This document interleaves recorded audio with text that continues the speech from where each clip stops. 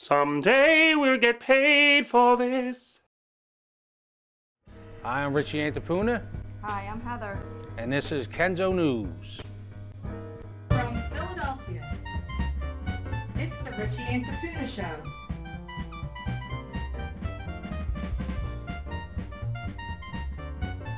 So what stories do you have for us today, Rich? Well, friends and family celebrated the life of Elaine Goldberg during a benefit on Saturday. The event took place at the St. Martin of Tours Parish on Roosevelt Boulevard from 6 to 10. Goldberg was a 21-year-old from Home Circle. She was found strangled to death on November 3rd in a lot near Ruth and Somerset Streets in Kensington. DNA evidence revealed that her killer, the so-called Kensington Strangler, was also responsible for the strangulation deaths of Nicole Piacentini and also Casey Mahoney. Her father stated in his own mind he thinks Elaine was probably loving every minute of this. And it's just hundreds of her friends. This is really impressive and more than I could have hoped for. That was from her father. Our next story is one about Sherry Honkala. She hit the streets again for the victims of the War on the Poor. My name is Sherry Honkala. I have 2 children, and I've been setting up encampments for 20 years now.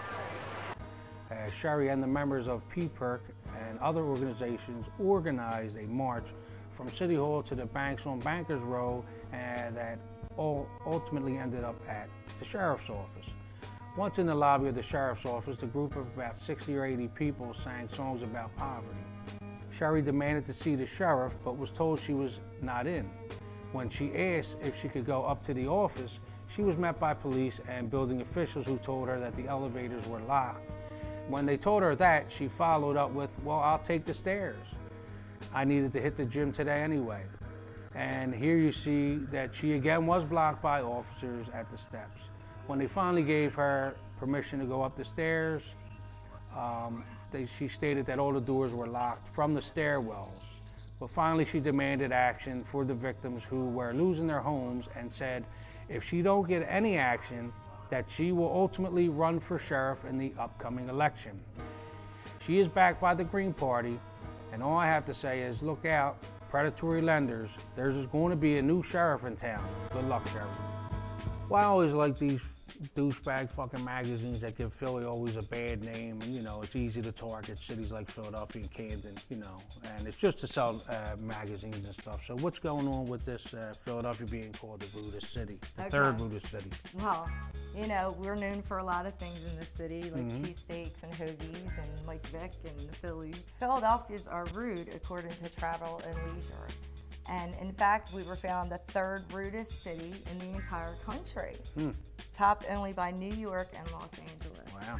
Yeah, and you know, I think we should actually go out and interview some people and find out what their opinion is of the city, because that's what matters, the people's opinion. So let's hit the streets. Now wait a minute now, and we got the clips, so we'll go into the clips. Okay. Ready? Hi, I'm here with Linda. What do you think about Philadelphia being voted the 3rd rudest city in the nation? All right, it's the first voted rudest city in the nation. No, I don't know. No? Okay. Fuck you too. I think it's mainly just to sell magazines, you know? I mean, it's easy to Camden, Trenton, Philadelphia, New York. I mean, it's easy to dump on these cities. Oh, thank you so much. Have a nice day. You too. Would you like to give us a comment about Philadelphia being voted the 3rd rudest city? They are rude. They are rude? Yeah. Thank you. She was a little rude too. Miami came in right behind Philly with Washington, D.C., rounding out the top 5. Wow. So much for the city of brotherly love. Well, fuck you, fucking Travel and Leisure. That's why they put us at number 3. That's all right. I'm glad we're not at number 1. All right, now on to what the fuck were you thinking? And I had to put this one on there, and it was about the girl Kathy Cruz Marrero, who fell into the fountain there, and she's now suing, you know, the security company, whatever, for putting her picture or thing on YouTube, but nobody would have known it was ever her if she never came forward. And I was like, I can't believe this. And I start crying, and I call my husband, I call him Daddy. I said, Daddy, they got me on YouTube. Well, I think the whole thing is what they're saying, that the security companies held responsible because the guy that worked there had no right to take the video. But she's in a public place. If somebody gets in their this hands day on and age, something in a everybody public has a place, camera. I mean, everybody. and if she can't laugh at that, then something's wrong with her anyway. What because the that fuck is were you hysterical. thinking? Also in this, what the fuck were you thinking? This guy, Richard Zangari of South Philadelphia, he called up and, was threatening the roundhouse officials and also the district attorney, saying he had a bomb in his truck and all, and he was arrested, but ultimately he was kicked out of the city. He's not allowed back into the city without permission. He got kicked Now out of the city. Yeah, that's funny because, that part of it's funny, but here's the thing. What the fuck were you thinking? He called from his own phone. He didn't block his number. He didn't call from a payphone. He called from his own phone over 60-something times or something He like that. should have used a friend's phone or something. Or, But, people have threatened me like that, and they didn't get thrown out of the city. Well, here's what he said in a couple of them. He said, yes, hello, I'm down here in Philadelphia, and guess what? I got a van standing by with Semtex and barrels of explosives to blow up Philadelphia Police Headquarters sky high. He's not. He must have been off his medication. Obviously, you don't do that. Yeah, well, now on the Kenzo Family Fun Day.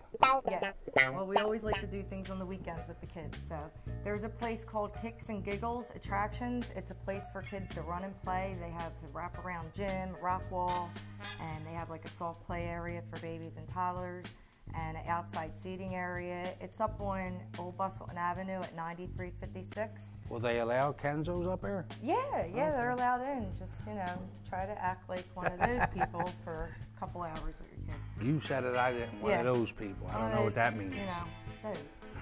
Other things going on is the Please Touch Museum, which is located at Memorial Hall in Fairmount Park, 4231 Avenue of the Republic. And what is that, a GPS? Yeah, they have another address. I'm not going to go through all that fucking bullshit. Listen, I'm going to put the website up there. You just can go there and look at all that. All right. You want to do something, you do Go it. ahead then. Say it like you want to say it then. Well, don't read my stuff. I'm not writing it no more. You write it. All right, so go to their websites, pleasetouchmuseum.org. Do you remember the original one in the gallery? No. It was, as soon as you came up the thing and turned, it was Sounds right like a there. nice store. You went in there, and it was real small, and you just touched a couple. Wow. You were at the other end of the gallery. I was jumping in stealing. fountains, stealing change. I know, I remember.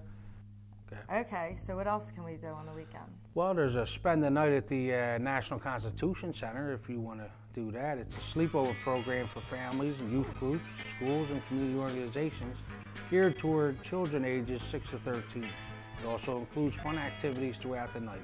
Just go to the website there at www.theconstitutioncenter.org and make reservations because they are required. So what's going on in the community corner this week?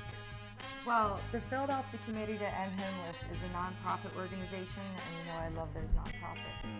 PCH works directly with the people who are homeless and people who are at high risk of becoming homeless. They have a day center at 802 North Broad Street, and it provides shelter, showers, clothes, use of phone, mail. They're open Monday through Friday, 6 to 9 for showers, and until 2:30 for all the other services. And one of the primary volunteer opportunities down there right now is to go out on the outreach program.